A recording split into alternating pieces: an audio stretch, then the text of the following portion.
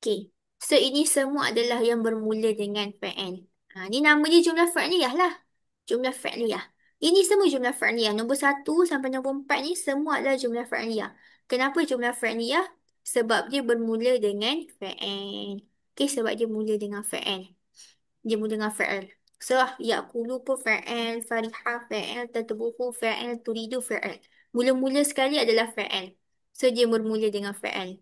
Okay? Dan benda yang kita kena ambil cakna dekat sini adalah bila ayat, kan? Ayat tu kan, bila dia mula-mula sekali dia fa'al, ayat yang bermula dengan fa'al, fa'al tu mestilah dalam bentuk, ah, bentuk macam mana ni? Berapa orang kat sini? Ben- Seorang. bentuk satu, mufrad lah. Bentuk seorang. Okay? So, maksudnya dekat sini, saya ulang balik. Ayat al-jumlatul fa'liyah, ayat yang bermula dengan fa'al, ayat yang bermula dengan fa'al, fa'al tersebut mestilah dalam keadaan mufrad.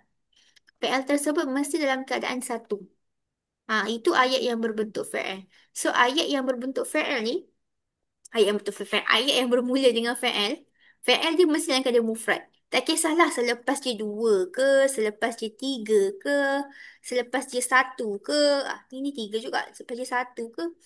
Semua tu akan bermula dengan mufrad juga. So maksudnya bila fa'al mula-mula, fa'al tu mesti mufrad. Dan dia dah tak fikir dah selepas itu berapa orang. Yang penting dia.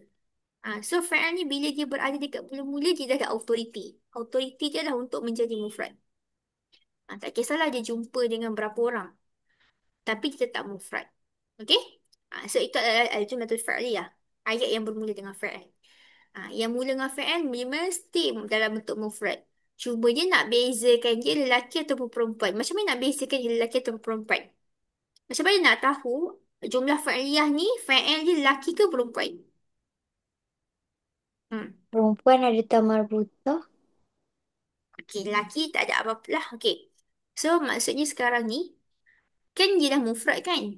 Fa'al mula-mula kan dalam keadaan mufrad. Betul tak? Betul. Fa'al dia dalam keadaan mufrad. Fa'al yang pertama di awal tu dia dalam keadaan mufrad. So kita nak tahu je lelaki ataupun perempuan kita tengok selepas dia. Kita hanya tengok selepas dia. So yang ni lelaki ke perempuan? At-talibani.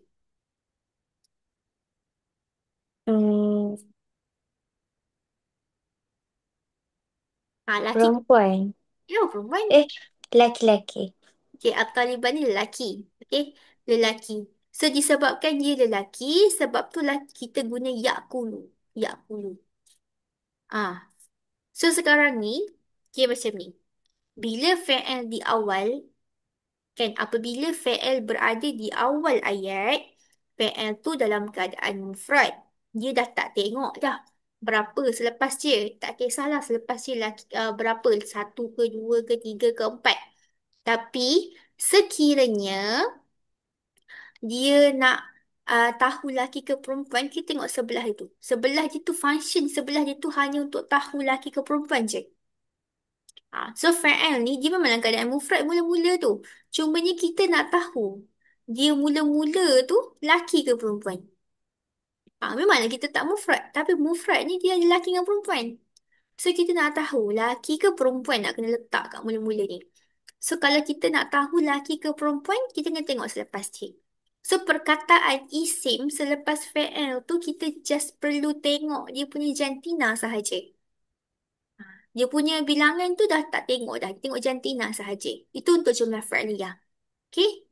Sama dengan Fariha al-mu'allimun. So Fariha ni dalam keadaan lelaki. Sebab tak ada tambahan apa-apa dekat sini. Lelaki. Kenapa lelaki? Sebab tambah waw nun. Waw nun kan untuk lelaki. So dia lelaki. Macam itulah. Boleh faham setakat ni? Boleh. Boleh.